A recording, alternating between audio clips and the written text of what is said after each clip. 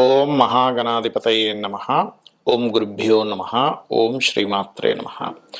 పరమేశ్వర స్వరూపమైనటువంటి జ్యోతిష, వాస్తు మరియు ఇతర అనేకమైనటువంటి శాస్త్రములను మనకు అందించినటువంటి మహర్షులకి నమస్కారం.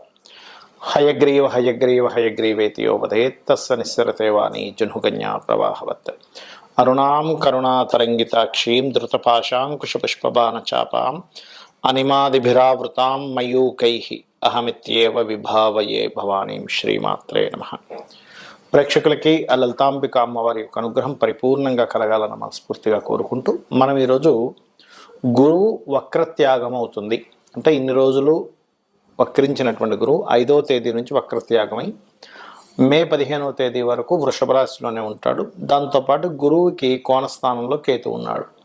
సో నవపంచక స్థానాల్లో గురుకేతువులు ఉన్నప్పుడు ద్వాదశ లగ్నముల వారికి లేదా ద్వాదశ రాశుల వారికి ఏ విధంగా ఉండబోతుంది, ఏ విషయాల పట్ల చాలా బాగుంటుంది, ఏ విషయాల పట్ల జాగ్రత్తగా ఉండాలి, ఎటువంటి పరిహార మార్గాలు చేసుకోవాలి, అదేవిధంగా లగ్నము జాతకం లేనివారు కూడా ఈ గురుబలం పెంచుకోవాలంటే ఏం చేయాలనేటువంటి విషయాల్ని మనం ఇప్పుడు తెలుసుకుందాం. అయితే ఈ విషయాలు చెప్తుంది నేనైనప్పటికీ కూడా చెప్పిస్తుంది సాక్షాత్ లలిత అమ్మవారిగా భావిస్తూ ఒక్కొక్క లగ్నం గురించి తెలుసుకుందాం. వృషభ లగ్నము, వృషభ రాశి. వృషభం వారికి కనుక చూసుకున్నట్లయితే మీకు గురువు లగ్నంలో ఉంటూ పంచమ స్థానంలో కేతు ఉన్నాడు.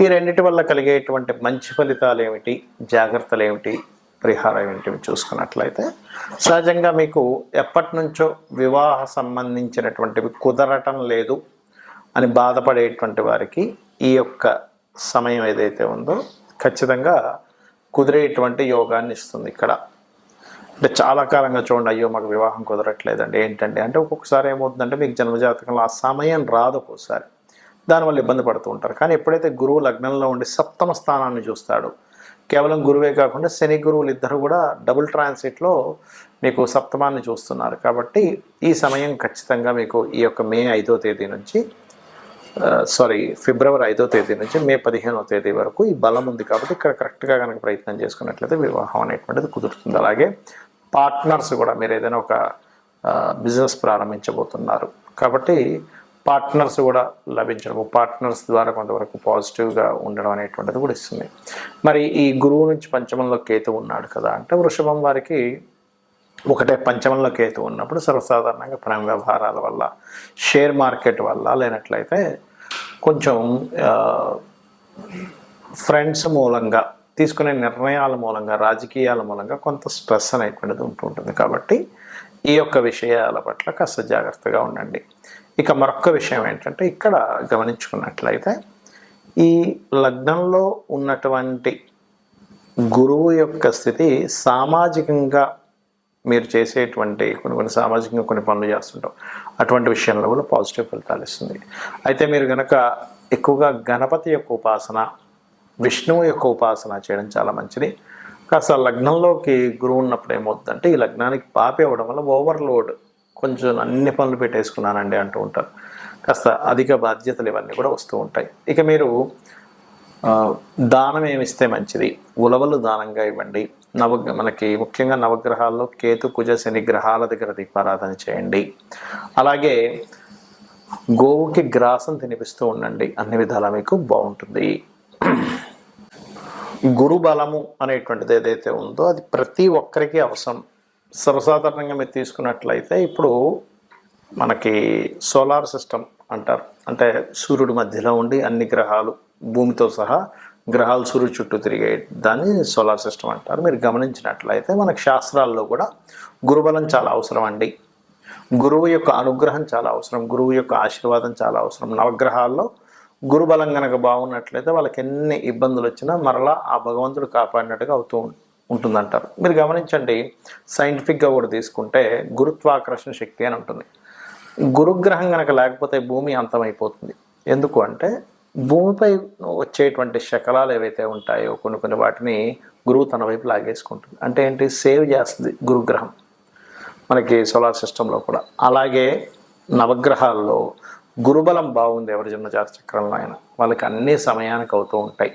గురుగ్రహం బాగాలేదు అప్పుడు ఏమవుతుందంటే అనవసరంగా ఏవైతే వీళ్ళకి ఇబ్బందులు రావాలో ఆ యొక్క ఇబ్బందులన్నీ కూడా రావడం స్టార్ట్ అవుతూ ఉంటుంది. అంటే ఇక్కడ ఏంటంటే గురువు ఎప్పుడు కూడా గుర్తుపెట్టుకోండి, జీవకారకుడు అంటారు. జీవకారకుడైనటువంటి గురువు ఎవరైతే ఉన్నారో అతను మంచి పొజిషన్లో ఉండడం ఒక ఎత్తు, మీ లగ్నానికి శుభుడో పాప అయ్యారా అనేటువంటిది ఒక ఎత్తు. మీ లగ్నానికి శుభుడు అయ్యారనుకోండి, మరింత ఎక్కువ శుభ ఫలితాలు వస్తాయి. అంటే శుభ ఫలితాలు అంటే ఎలాంటి శుభ ఫలితాలు వస్తాయి అంటే, చాలా ఈజీగా మీరు ఏదైనా దేవతా సంబంధించినవి చేసుకుందాము, ఒక సాధన చేసుకుందాం అన్నప్పుడు సరైన మార్గంలో మీకు ఆ సాధన మార్గం దొరకడము, గురువుల యొక్క అనుగ్రహం, గైడ్ చేసేవాళ్ళు సరైన వాళ్ళు మీకు దొరుకుతారు. గైడ్ చేసేవాళ్ళు మీరు ఏ రంగంలో ఉన్నా కూడా. అదేవిధంగా సంతాన ప్రాప్తి, పేరు ప్రఖ్యాతలు రావడము, ఆధ్యాత్మికంగా మంచి పురోగతి ఉండడం అనేటువంటివన్నీ కూడా ఇక్కడ మీకు గురువు బాగుంటే వస్తుంది. అదే కనుక గురువు బాగోలేడు, అప్పుడు ఏంటి అంటే సరైన గైడ్ చేసేవాళ్ళు దొరకరు, మీకు మిస్గైడ్ చేసేవాళ్ళు ఎక్కువ దొరుకుతూ ఉంటారు మీ లైఫ్లో. అలాగే సంతానంతో కొంత ఇబ్బంది, సంతానానికి సరిగ్గా ఎదుగుదల లేదనేటువంటి ఇబ్బందులు ఇవి ఎక్కువగా కలుగుతూ ఉంటాయి. మరి అలాంటప్పుడు ఈ గురుబలాన్ని మీ లగ్నం తెలిసినా తెలియకపోయినా పెంచుకోవాలంటే ఏం చేయాలి అంటే, సింపుల్గా గురువు యొక్క ఆరాధన, ఇది రకరకాలుగా ఉంటుంది. మీకు మీ యొక్క అజ్ఞానాన్ని తొలగించి స్పిరిచువల్ వేలో మీకు ఎవరైతే సరైనటువంటి మార్గాన్ని నిర్దేశిస్తారో వాళ్ళని గురువులు అంటారు.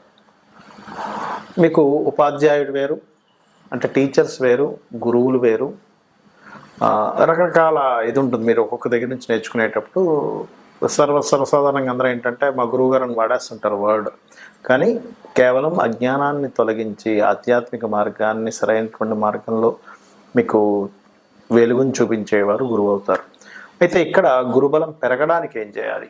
సర్వసాధారణంగా శనివర్గ లగ్నాలు, గురువర్గ లగ్నాలు ఉంటాయి. శనివర్గ లగ్నాలు అంటే మనకి వృషభము, మిథునము, కన్య, అదేవిధంగా మకర, కుంభాలు, అదేవిధంగా తుల కూడా శనివర్గ లగ్నాలే అవుతాయి. మిగిలిన 6 అంటే మేషము, కర్కాటకము, సింహము, వృశ్చికము, ధనస్సు, మీన లగ్నాలు గురువర్గ లగ్నాలు అవుతాయి. గురువర్గ లగ్నాలకు సహజంగానే గురువు మంచి ఫలితాలు ఇస్తాడు, కాకపోతే ఎప్పుడైనా పాడైతే మాత్రం అక్కడ కూడా ఇబ్బంది ఫలితాలు వస్తాయి. అయితే మీకు ఇది గురుబలం పెరగాలని ఇందాక నేను చెప్పినట్టుగా గురువు గారికి సేవ చేసుకోవడము, దత్తాత్రేయుడి యొక్క స్తోత్ర పఠనం, లేదా జయ గురుదత్త, శ్రీ గురుదత్త అనే నామస్మరణ, దిగంబర దిగంబర శ్రీ పాదవల్లభ దిగంబర అనేటువంటి నామస్మరణ, గోశాలకు వెళ్ళి గోవులకి చక్కగా అరటికాయలు, సన్నగా తురిమినటువంటి అరటికాయలని గోవులకు తినిపించండి, ఖచ్చితంగా గురుబలం వస్తుంది. అలాగే మీకు దగ్గరలో ఆలయాలు ఉన్నట్లయితే ఆలయాలకు వెళ్ళి అక్కడ పసుపు లేదా గంధము ఆ ఆలయంలో వాడుకోవడానికి, అంటే స్వామివారికి కానీ అమ్మవారికి కానీ ఉపయోగించుకోవడానికి మీ వంతుగా భక్తిగా అక్కడ ఇవ్వండి. అలాగే ఇంట్లో కూడా నిత్యము గంధము చక్కగా అరగబడిన ఆ గంధముతో పూజించండి, పుష్పము గంధం తీసుకొని పూజించండి. గురుబలం ఖచ్చితంగా పెరుగుతుంది. గురువుల్ని దూషించడం కానీ భక్తుల్ని దూషించడం కానీ చేస్తే ముఖ్యంగా గురు దోషం ఏర్పడుతుంది. కాబట్టి అటువంటి తప్పులు చేయకండి. గోవుల్ని కొట్టినా లేకపోతే గోవుల పట్ల ఒక రకమైనటువంటి ప్రవర్తన చేసినా సరే గురుబలం తగ్గుతుంది. దానివల్ల ఏమవుతుందంటే జన్మల అయిపోవడం అనేది కూడా ఉండదు. గురుబలం ఉంటేనే ఒక పర్టికులర్ ఒక టైంకి ఈ జన్మరాహిత్యం అనేటువంటి జరుగుతుంది. గురుబలం లేకపోతే జన్మరాహిత్యం కూడా జరగదు, గుర్తుపెట్టుకోండి. కాబట్టి ఇవి చేయండి. మీరు ఆ యొక్క గురువు యొక్క అనుగ్రహం పరిపూర్ణంగా పొందాలన్న స్ఫూర్తి కోరుకుంటూ శ్రీమాత్రే నమః.